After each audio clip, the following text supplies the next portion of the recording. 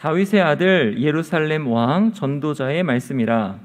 전도자가 이르되 헛되고 헛되며 헛되고 헛되니 모든 것이 헛되도다. 해 아래에서 수고하는 모든 수고가 사람에게 무엇이 유익한가? 한 세대는 가고 한 세대는 오되 땅은 영원히 있도다. 해는 뜨고 해는 지되 그 떴던 곳으로 빨리 돌아가고 바람은 남으로 불다가 북으로 돌아가며 이리 돌며 저리 돌아 바람은 그 불던 곳으로 돌아가고 모든 강물은 다 바다로 흐르되 바다를 채우지 못하며 강물은 어느 곳으로 흐르든지 그리로 연하여 흐르느니라. 모든 만물이 피곤하다는 것을 사람이 말로 다 말할 수는 없나니 눈은 보아도 족함이 없고 귀는 들어도 가득 차지 아니하도다. 이미 있던 것이 후에 다시 있겠고 이미 한 일을 후에 다시 할지라. 해 아래에는 새 것이 없나니 무엇을 가리켜 이르기를 보라 이것이 새 것이라 할 것이 있으랴.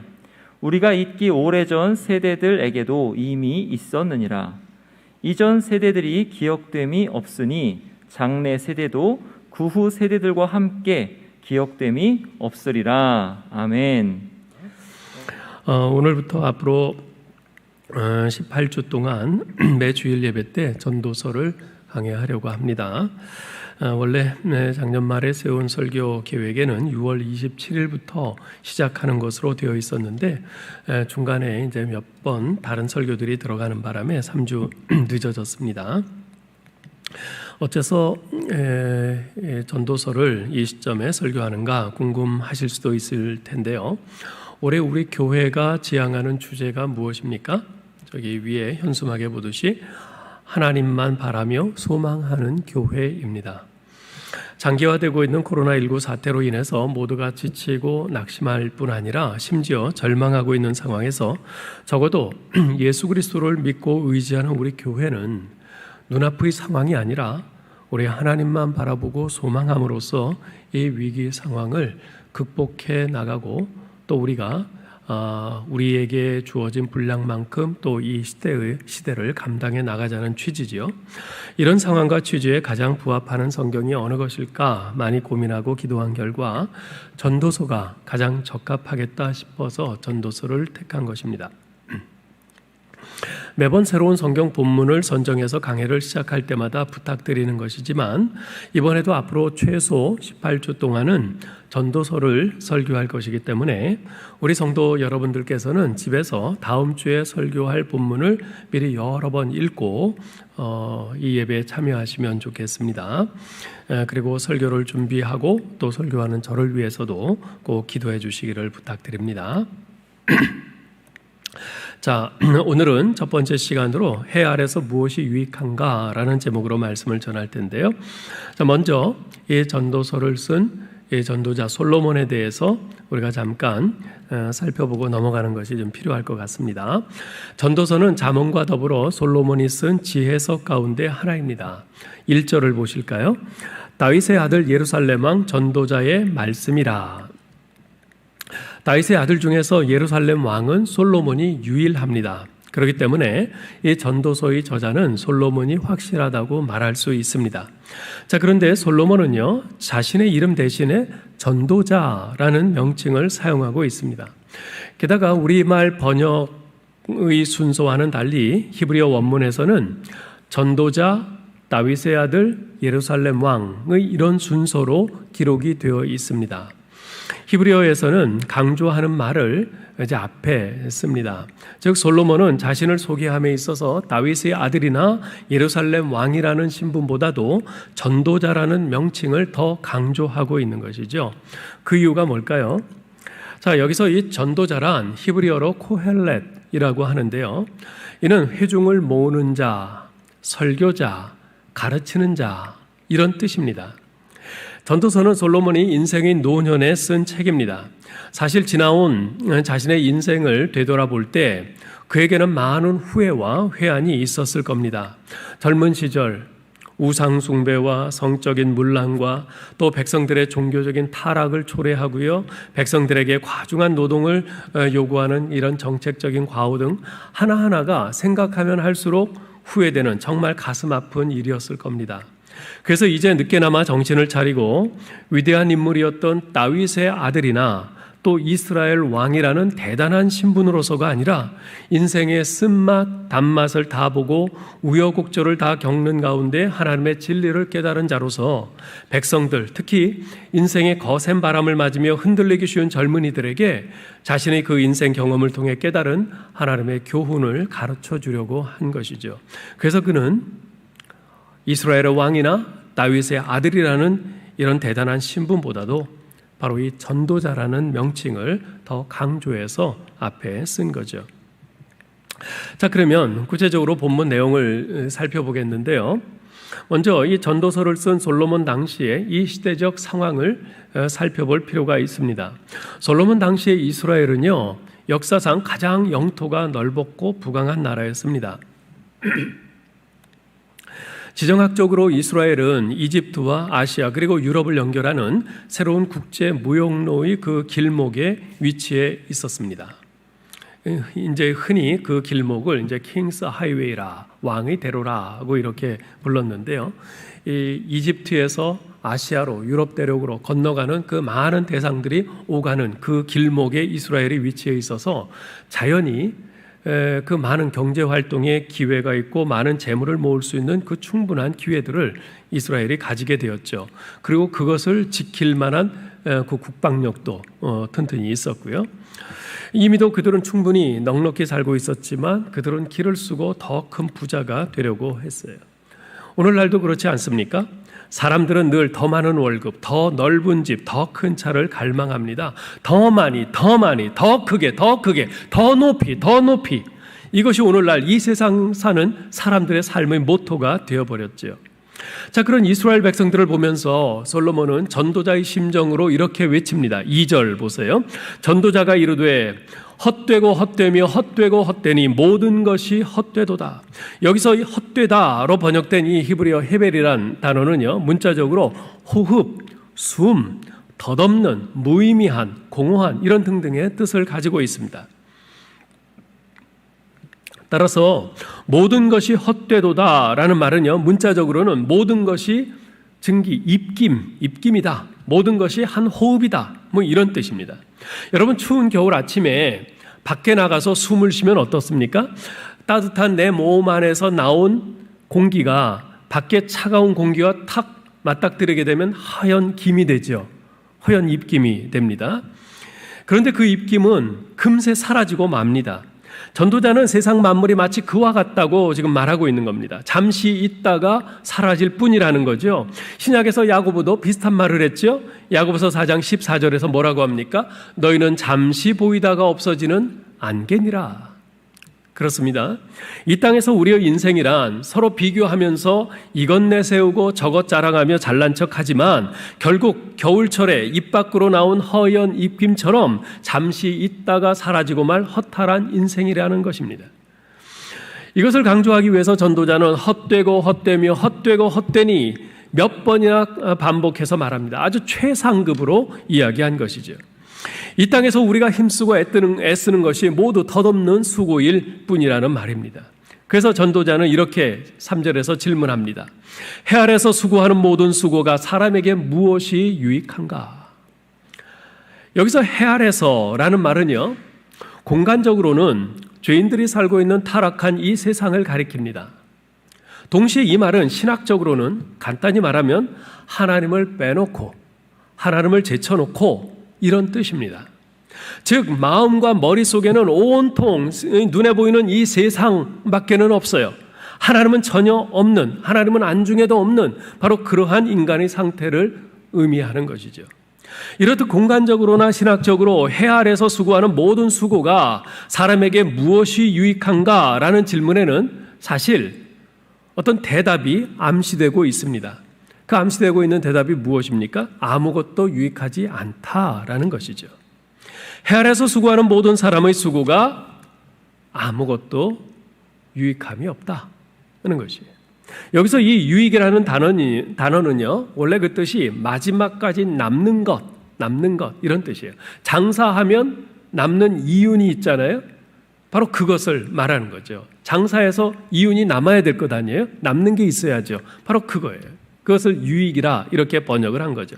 따라서 이 3절은요, 타락한 이 세상에서 인간이 하나님을 빼놓고 하나님을 제쳐놓고 행하는 모든 수고는 결국 남는 것이 아무것도 없다.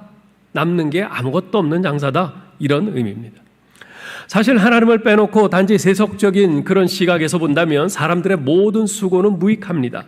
그도 그럴 것이 2장 21절에서 하나의 예로 나옵니다만, 먹을 것 안 먹고 입을 것 안 입으면서 열심히 일하고 아껴서 돈을 많이 모아 놓았는데, 그래서 이제 은퇴해서 이것 갖고 좀 편안히 누리며 살려고 했는데 갑자기 사고가 나서 세상을 떠나요. 그랬더니 그 애써 모은 돈을 누가 써요? 엉뚱한 사람에게로 돌아가 그 사람이 쓰는 거예요. 누가복음 12장에서도 예수님께서 어리석은 부자의 비유를 통해서 비슷한 말씀을 하신 바 있죠. 하나의 소출을 거두었어요. 그런데 그 소출이 너무나 많아서 창고에 쌓아두어도 부족해요. 남아요. 그래서 창고를 또 졌어요. 그리고 거기 창고마다 가득 쌓아두고선 내 영혼아, 여러 해 쓸 물건을 많이 쌓아두었으니 이제 평안히 쉬고 먹고 마시고 즐거워하자. 그럽니다. 여유롭게 노후를 보내자는 거죠. 그런데 하나님께서 말씀하세요. 어리석은 자여, 오늘 밤에 네 영혼을 도로 찾으리니 그러면 네 준비한 것이 누구의 것이 되겠느냐. 이렇듯 생명의 주인 되시는 그 하나님을 도외시하고 하나님을 제쳐놓고 하나님을 염두에 두지 않고 자기 인생의 계획을 세우고 자기 인생을 자기가 주인이 되어서 행하려고 하는 그런 사람은 그 인생은 무익할 뿐이라는 거예요. 아무것도 남는 것이 없다는 거죠. 따라서 이 3절의 질문에서 말하고자 하는 핵심은 이겁니다. 과연 내 삶의 마지막에는 무엇이 남을 것인가? 내가 한평생 살면서 수고한 결과로 나는 과연 어떤 소중한 것을 남길 것인가? 이것을 깊이 생각해 보라는 겁니다. 여러분 어떠세요? 우리 모두 언젠가는 다 이 세상을 떠날 겁니다. 그때 여러분이 지나온 인생의 자리에는 무엇이 남을 것 같습니까? 무엇이 남겠어요? 이것을 생각해 보는 것이 왜 중요하냐면요, 그러한 생각 자체가 우리가 살아갈 남은 인생에 어떤 방식으로든 영향을 미치기 때문에 그렇습니다. 그 결과 우리의 인생은요, 그런 생각을 해보지 않았을 때와는 많이 달라져 있을 겁니다. 많은 변화가 있을 거예요. 물론 그 변화는 전적으로 긍정적인 변화지요. 자, 그렇다면 이 해 아래에서 수고하는 모든 수고가 사람에게 왜 아무런 유익이 없는가? 네? 전도자는 이것을 두 가지로 논증을 합니다. 첫째, 이 땅에는 결코 새 것이 없기 때문에 그렇다는 것이에요. 이게 무슨 말인가? 전도자는 그 인생의 그 무상함을, 무익함을 먼저 땅을 예로 들어서 설명을 합니다. 4절 보셔요. 한 세대는 가고 한 세대는 오되 땅은 영원히 있도다. 우리 인간 세상은요, 끝없이 바뀌고 변합니다. 어제 태어났는가 했는데 언제 성인이 되어서 가정을 꾸립니다. 이제 가정을 꾸렸는가 했는데 어느새 세상을 떠나서 고인이 되고 맙니다. 그렇게 끊임없이 인간의 역사는 흐르고 또 흐르고 계속 흐르는데, 변화하는데, 그런데 땅은 그대로예요. 우리 인간 역사의 흐름에 따라서 세상이 엄청 바뀐 것 같은데 실제로는 변한 것이 전혀 없어요. 여러분 보세요. 우리 인간이 이제까지 몇 세대를 거쳐왔을까요? 뭐 수백, 수천 세대 거쳐왔겠죠.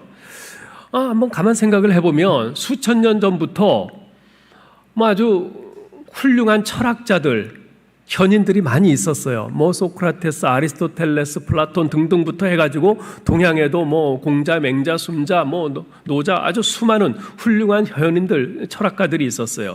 이 사람들이 아주 굉장히 귀한 그런 가르침들을 많이 남겼죠. 그래서 그들이 남긴 그 철학과 그들이 그 도덕적인 그 가르침들이 이제까지 축적된 것이 엄청날 겁니다. 그런데 그렇게 많은 그 훌륭한 철학 사상들, 도덕적인 사상들, 그런 것들이 이제까지 많이 축적이 되어 왔는데, 그렇다면 그것에 의해서 이 세상이 좋게 바뀌었어야 되잖아요. 굉장히 도덕적인 세상으로, 철학적인 세상으로, 이상적인 그런 세상으로, 유토피아처럼 그렇게 바뀌었어야 되잖아요. 그런데 바뀌었나요? 아니요. 바뀐 거 없어요. 남긴 건 책밖에 없어요. 전혀 바뀐 게 없어요. 여전히 악하고 여전히 탐욕적이고 여전히 생존 경쟁이 치열한 세상입니다. 여전히 자기밖에 모르는 이기적인 그런 세상이에요. 땅이 그대로인 것처럼 인간 세상 역시 겉모습만 좀 달라졌지 그 내용은 그대로입니다. 변한 것은 아무것도 없어요. 그래서 아무 유익이 없다 이 말입니다. 전도자는 땅에서 해로 옮겨가서 이야기를 합니다. 5절 보세요. 해는 뜨고 해는 지되 그 떴던 곳으로 빨리 돌아가고, 그렇게 해가 수도 없이 떴다 졌다를 반복하지만 아무리 돌고 돌아도 우리 인간 세상엔 유익이 없어요. 변화가 없어요. 변화가 없어요. 뭔가 그렇게 수없이 많은 해가 바뀌었으면, 오랜 세월이 지났으면 그야말로 뭔가 유익이 남는 것이 있어야 되는데 남는 게 없어요. 변화가 없어요. 그저 수고만 할 뿐입니다. 전도자는 이번에 해에서 바람으로 옮겨갑니다. 6절 보세요. 바람은 남으로 불다가 북으로 돌아가며 이리 돌며 저리 돌아 바람은 그 불던 곳으로 돌아가고, 언제나 변함없이 동쪽에서 떠서 서쪽으로 지는 해와는 달리 바람은 완전 자유로워 보입니다. 그렇잖아요. 바람의 방향을 누가 알겠어요?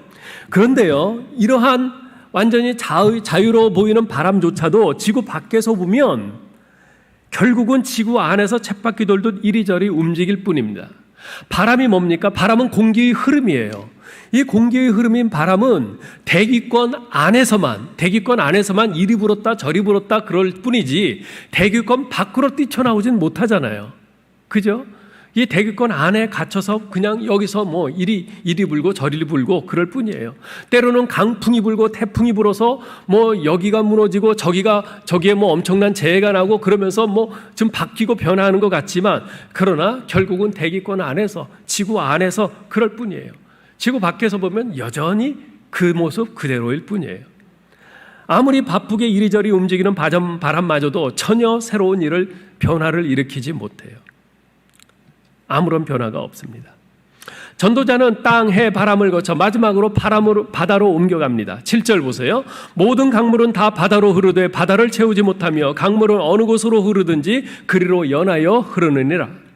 아마도 여기서 전도자가 염두에 둔 바다는 사해였을 겁니다. 사해는요, 해수면보다도 420m 아래에 위치한 지구상에서 가장 낮은 바다예요.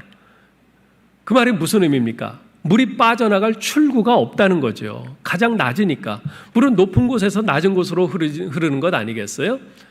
사해가 좀 높은 데 있어야지 그 물이 딴 데로 빠져나가지. 가장 낮은 데 있으니까 들어오기만 할 뿐 빠져나가질 못해요.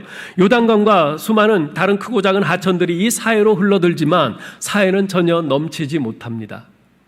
지중해를 비롯한 다른 대양도 다르지 않아요. 수많은 강물들이, 하천들이 육지 곳곳에서 바다로 흘러들지만 결코 그 바다를 채우지 못합니다. 그 모든 강물의 움직임은 결코 바다를 변화시키지 못해요. 아무런 결과도 내지 못합니다. 아무 유익이 없습니다. 남는 게 없어요. 전도자는 9절로 10절에서 이 모두를 요약해서 말합니다. 이미 있던 것이 후에 다시 있겠고 이미 한 일을 후에 다시 할지라. 해 아래에는 새 것이 없나니 무엇을 가리켜 이르기를 보라 이것이 새 것이라 할 것이 있으랴. 우리가 있기 오래전에 세대들도 이미 있었느니라. 인류의 역사 또한 숨가쁘게 돌아가지만 결국 보면 과거에 있었던 일들이 다시 반복되고 순환되고 있을 뿐이라는 겁니다. 현재 일어나고 있는 일들을 가만 보면 형태만 바뀌었을 뿐이지 그 속 내용은 과거에 똑같이 일어났던 일들임을, 그것이 다시 순환 반복되는 것임을 알게 되는 거죠. 일례로 여러분 대통령 선거를 해서 대통령을 뽑으면요 새 정권이 들어서잖아요. 그러면 새 정권이 들어서면 제가 이제까지 모든 정권들을 이렇게 가만 살펴보면 항상 똑같아요. 항상 먼저 개혁을 하겠다고 선포를 합니다. 그것을 개혁이라고 부르느냐, 혁명이라고 부르느냐, 적폐청산이라고 부르느냐, 그 부르는 호칭의 차이만 있을 뿐 이제까지 역대 어느 정권도 예외가 없었습니다. 정권 잡으면 가장 먼저 하는 것이 개혁이에요. 개혁. 예. 그런데 아무리 멋진 말로 포장해서 새로운 개혁 방안인 양 내놓지만 전혀 새로운 것은 없어요. 겉포장만 바뀌었지 다 과거에 있던 것들의 되풀이일 뿐입니다. 뉴 테크놀로지, 신기술이라고 하는 것도 마찬가지입니다. 여러분 갈수록 자동차가 많이 바뀌죠. 더 멋있어지고 더 빨라지고 더 안전해지고 더 편리해져요. 자동차만 그런가요? 비행기도 그렇고 배도 그렇고 기차도 그렇습니다. 자, 그런데 이런 것들이 새로운 것이 아니에요. 새로운 것들이 아니에요. 여러분 보세요. 이런 자동차, 비행기, 배, 열차 이런 것들은 뭡니까? A라는 지점에서 B라는 지점으로 이동하기 위한 운송수단이에요. 운송수단이에요. 여러분 이것은 아주 인간이 처음 생겼을 때부터 있었어요. 그때 뭐가 있었어요? A라는 지점에서 B라는 지점으로 옮겨가는 운송수단으로 뭐가 있었습니까? 다리가 있었어요. 그때 인간은 처음에 다리로 A라는 지점에서 B라는 지점으로 옮겨갔어요. 근데 그렇게 가다 보니까 먼 곳을 갈 수 없고 다리가 아파요. 그래서 그 다음에 말을 타기 시작했어요. 낙타도 탔어요. 소도 탔어요. 그렇게 타는 건 좋은데 이것들은 타다 보면 엉덩이가 아파요. 그래서 좀 더 편리하게 가기 위해서 마차를 만들었어요. 그 다음에 증기기관을 만들었죠. 그 다음에 모터를 만들었어요. 그래서 오늘날 자동차, 비행기, 배 이런 것이 생긴 거 아니겠어요? 자, 이렇게 변화는 되었지만 결국은 모두 다 운송수단이라는 그 점에서는 똑같아요. 뭔가 새로운 게 없어요. 현미경, 망원경 이것도 역시 마찬가지예요. 우리 사람이 눈으로 보잖아요. 눈으로 보여요. 사물을 인식해요. 그런데 멀리 있는 게 잘 안 보여요. 그래서 궁리를 하다가 망원경을 만들었어요. 아주 작은 게 안 보여요. 그래서 현미경을 만들었어요. 결국 우리 눈의 확장일 뿐이에요. 전화기, 우리가 귀로 듣고 입으로 말을 해서 소통을 합니다. 그런데 멀리 있는 사람하고는 그게 좀 힘들어요. 그래서 전화기를 만들었어요. 이 전화기는 결국 우리 귀와 입의 확장일 뿐이죠. 인터넷은 더 먼 곳에서 동시에 많은 사람과 소통할 수 있는 이 소통의 확장이에요. 컴퓨터, 우리 기억으로, 우리 머리로 기억할 수 있는 그 한계를 넘어서게 해주는 기억의 확장일 뿐입니다. 시간이 흘러서 먼 미래에는 보다 편리하고 보다 빠르고 보다 다양하고 보다 화려하고 보다 정밀한 이런 문화들이 발전할 거예요. 그런 기술들이 발전할 겁니다. 그러나 그건 역시 이전 것의 확장이요 순환일 뿐 전혀 새로운 것이 아닌 것입니다. 그리고 그 모든 활동의 중추라고 할 우리 인간의 본성에는요 어떤 변화나 새로움도 없어요. 여전히 이기적이고 여전히 자기중심적이고 여전히 탐욕적이고 여전히 쾌락주의적이고 변화가 없습니다. 자, 두 번째, 해 아래서 하는 그 모든 수고가 사람에게 아무 유익이 없는 그 두 번째 이유가 뭔가? 우리의 수고가 기억되지 않기 때문이라는 겁니다. 11절 보세요. 이전 세대들이 기억됨이 없으니 장래 세대도 그 후 세대들과 함께 기억됨이 없으리라. 여러분, 우리 사람들은요 다 내 존재가 잊혀지는 것을 굉장히 두려워합니다. 다른 사람에게서 나라는 존재가 잊혀지는 거, 그걸 굉장히 두려워해요. 그렇죠? 직장에서 직장생활 잘하다가 은퇴했어요. 그 전까지만 해도 내 밑에 부하 직원들이 다 내 앞에서 뭐라고 그랬는데 은퇴하고 나니까 전화 한 통 안 걸려와요. 잊혀지는 거죠. 저 같은 목사도 그렇잖아요. 은퇴하고 나면 교인들한테서 잊혀질까? 그거 생각하면 두려워요. 여러분 저 잊지 마셔요. 네. 자, 여러분 우리가 현재 우리 삶에 대단한 의미를 우리는 부여하고 살아요. 다른 사람이 날 어떻게 생각하든 그건 상관없이 나는 적어도 내 삶에 대해서는 가치와 의미를 부여하며 살고 있습니다. 그런데 다른 사람들에게는 별 볼 일 없다 이거예요. 다른 사람들은 별로 나를 그렇게 대단한 의미 있게도 생각 안 하고 그렇게 기억하지도 않는다는 겁니다. 여러분 기억이 뭡니까? 기억은요 이전 세대들의 의미가 보존되는 방식이 기억이에요. 그런데 후 세대들의 기억에는 이전 세대들이 그렇게 오래 머물고 있지 못합니다. 저희 어머니가 돌아가신 지 꼭 2달 됐는데요. 불과 얼마 안 됐죠. 2달이면. 그런데 놀랍게도 벌써 제 기억 속에서 어머니에 관한 많은 것들이 점점 희미해져 가고 있어요. 제가 그것을 깨닫고는 그런 제 모습에 죄책감과 자괴감과 허무함이 동시에 밀려 들어오는 것을 느낍니다. 사랑하는 성도 여러분, 망각의 바다에 빠지지 않을 존재와 사건은 없습니다. 성웅으로 일컬어지는 이순신 장군도, 세계 최고의 갑부인 빌 게이츠도, 올림픽에서 혼자 23개의 금메달을 딴 위대한 수영선수인 미국의 마이클 펠프스도, 세계 역사상 가장 큰 대제국을 이루었던 몽고의 징기스칸도, 그리고 우리 합신교단의 선구자인 박윤선 목사님도 다 죽었어요. 그리고 점점 잊혀져 갑니다. 성인도 죽고 흉악한 죄인들도 죽습니다. 그리고 죽으면 잊혀집니다. 결국 전도자가 하고 싶은 말은 이겁니다. 해 아래서 하는 모든 수고, 즉 하나님을 제쳐놓고 하나님을 도외시하고 하는 모든 우리의 수고는 남는 것이 없다는 거예요. 무익하다는 겁니다. 신약에서 예수님께서도 동일한 요점을 제시하십니다. 마태복음 16장 26절에 보면 사람이 만일 온 천하를 얻고도 제 목숨을 잃으면 무엇이 유익하리요? 사람이 무엇을 주고 제 목숨과 바꾸겠느냐? 우리 생명의 창조자요 섭리자요 심판자이신 하나님을 배제하고서는 우리 인간이 하는 그 모든 애씀과 노력과 그 모든 수고는 남는 것이 없습니다. 아무 유익이 없습니다. 자, 그렇다면 이 땅에서 사는 우리의 삶은 그렇게 아무 유익이 없으니, 아무것도 남는 게 없으니 그저 허무할 뿐인가? 허탄할 뿐인가? 그렇지 않습니다. 우리의 이 땅에서의 삶이 그렇게 허무하지 않고 허탄하지 않고 무익하지 않을 수 있는 길이 있습니다. 여러분, 우리 인간이 타락했을 때 에덴 동산에서 의미 있던 노동은 수고가 됐습니다. 그리고 인간은 평생 수고하지만 결국 흙으로 돌아갈 운명이 되고 말았지요. 즉 해 아래서 우리 인간은 평생 땀 흘려 수고하며 살지만 그 수고는 죽음으로 끝난다는 것입니다. 창세기 5장에 나오는 인류의 첫 족보는 그 사실을 여실히 보여주고 있습니다.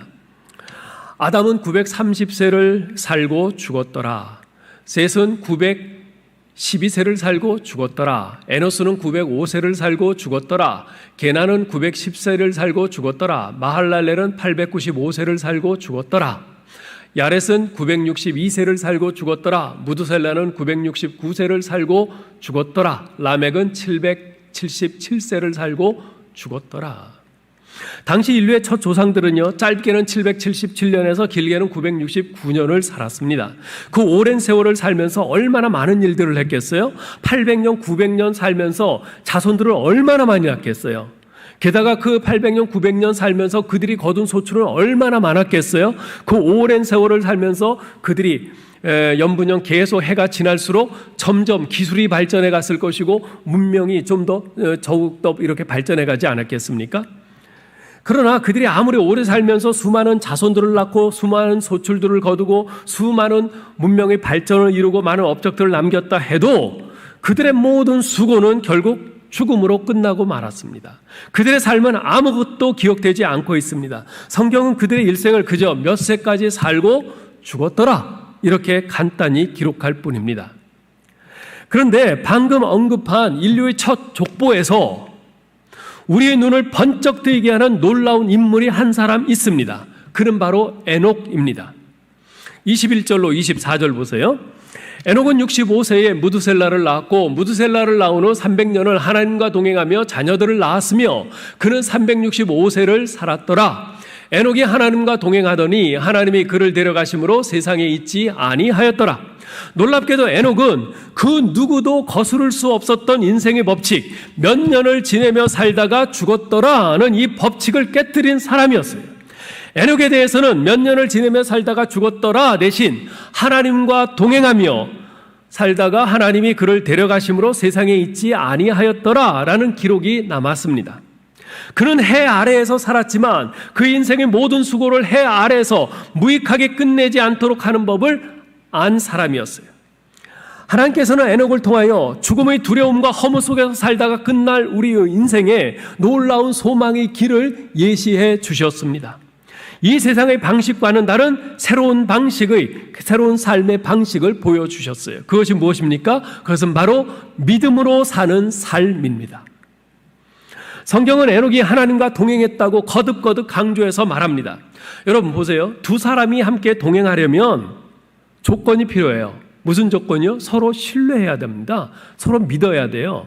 그것이 되지 않으면 함께 동행할 수가 없죠. 서로 믿지 않고 신뢰하지 않는데 어떻게 같이 동행합니까? 불가능하죠. 근데 에녹은 하나님과 함께 동행했어요. 에녹은 하나님을 믿는 믿음이 있었다는 거죠. 하나님을 신뢰했다는 겁니다. 하나님께서는 에녹에게 말씀하셨고요. 에녹은 그 말씀을 믿었습니다. 우리는 그 사실을 유다서 1장 14절 15절에서 볼 수 있습니다. 거기 보면 이렇게 기록하고 있어요. 아담의 칠대손 에녹이 이 사람들에 대하여도 예언하여 이르되 보라 주께서 그 수만의 거룩한 자와 함께 임하셨나니 이는 뭇사람을 심판하사 모든 경건하지 않은 자가 경건하지 않게 행한 모든 경건하지 않은 일과 또 경건하지 않은 죄인들이 주를 거슬러 한 모든 완악한 일로 말미암아 그들을 정죄하려 하심이라 하였느니라.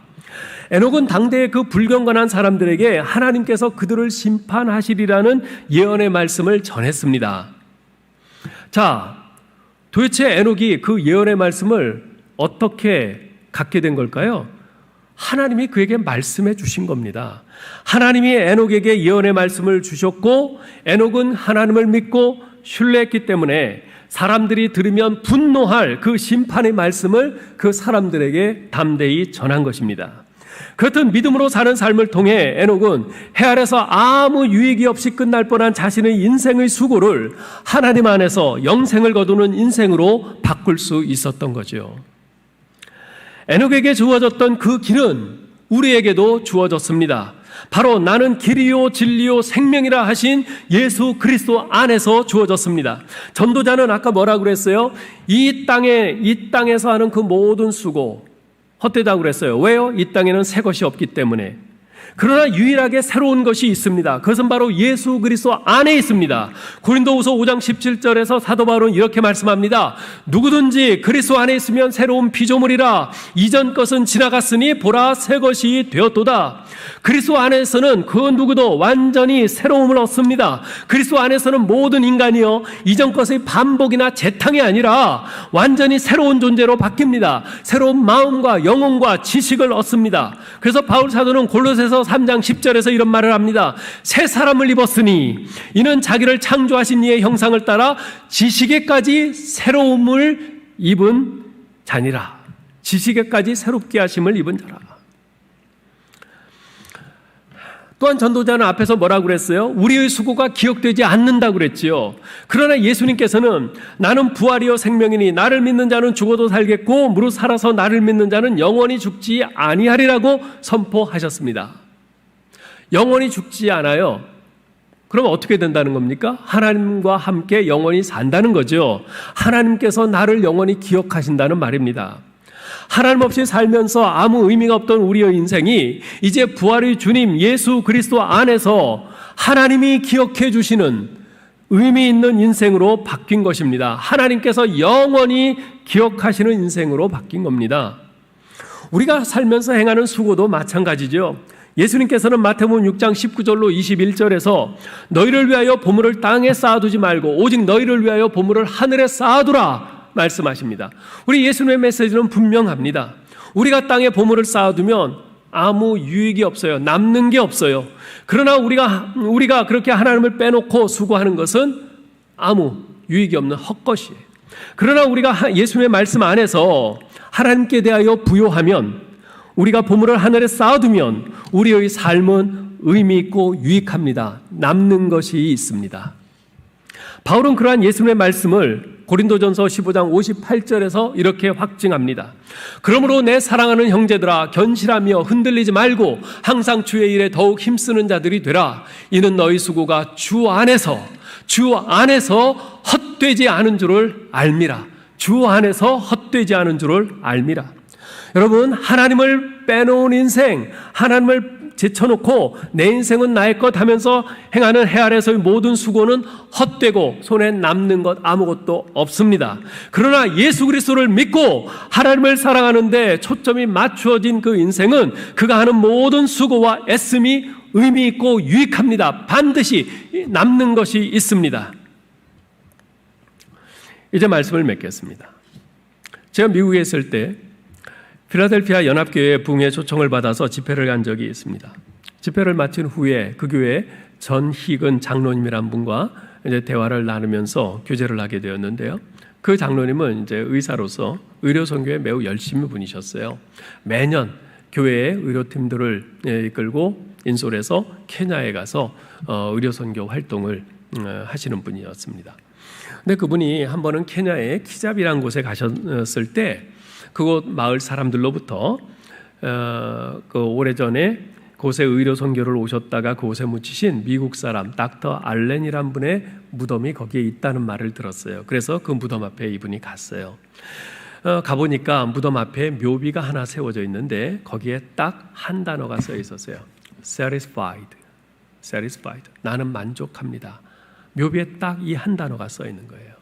그리고 그 아래는 시편 17편 15절이 적혀 있었다고 그래요. 나는 의로운 중에 주의 얼굴을 배우리니 깰 때에 주의 형상으로 만족하리이다. 호텔에 돌아와서 그분의 묘비에 쓰인 글과 성경 구절을 한참 동안 묵상했습니다.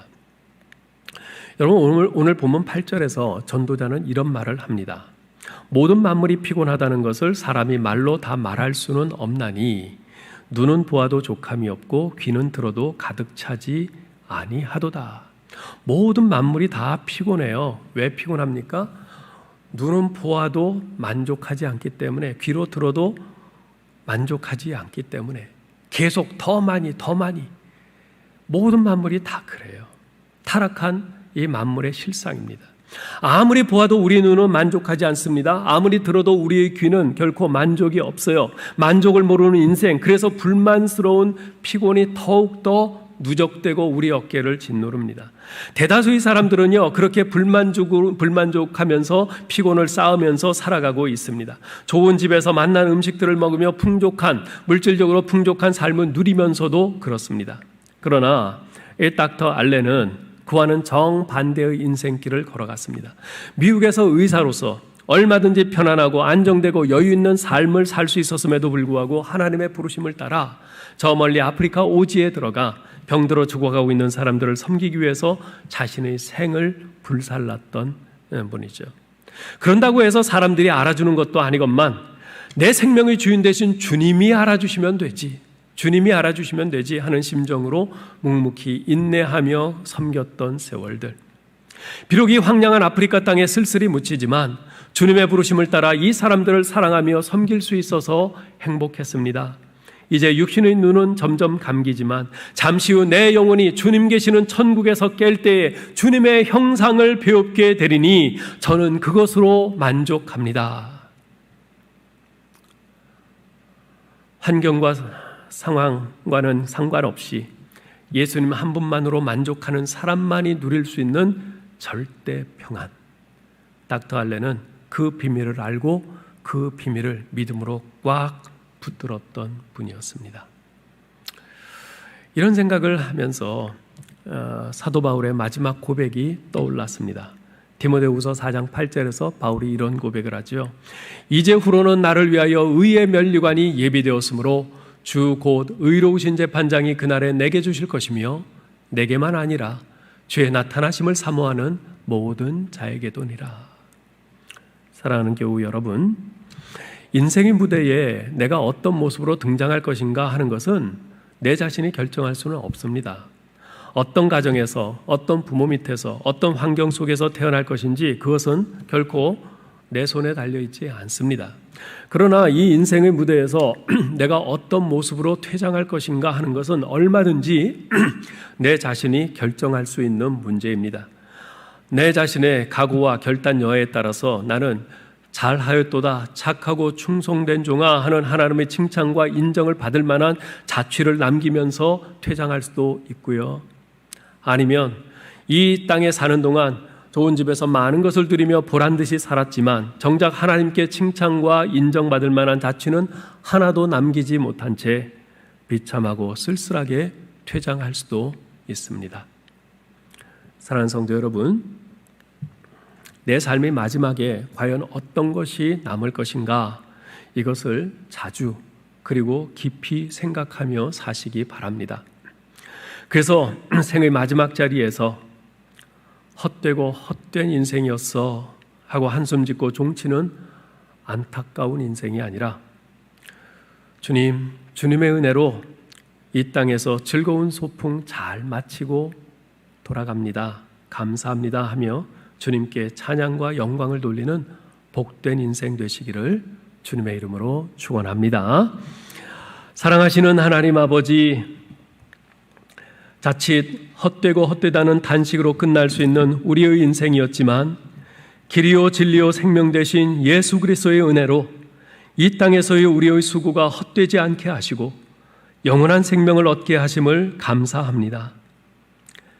내 삶의 마지막에 과연 어떤 것이 남을 것인가를 자주 그리고 깊이 생각하는 가운데 우리 주님처럼 하나님의 영광을 위해 산 자취와 영혼 구원을 위해 산 아름다운 자취를 남기는 저희의 인생이 되게 하여 주옵소서. 우리 주 예수 그리스도의 이름으로 기도하옵나이다. 아멘.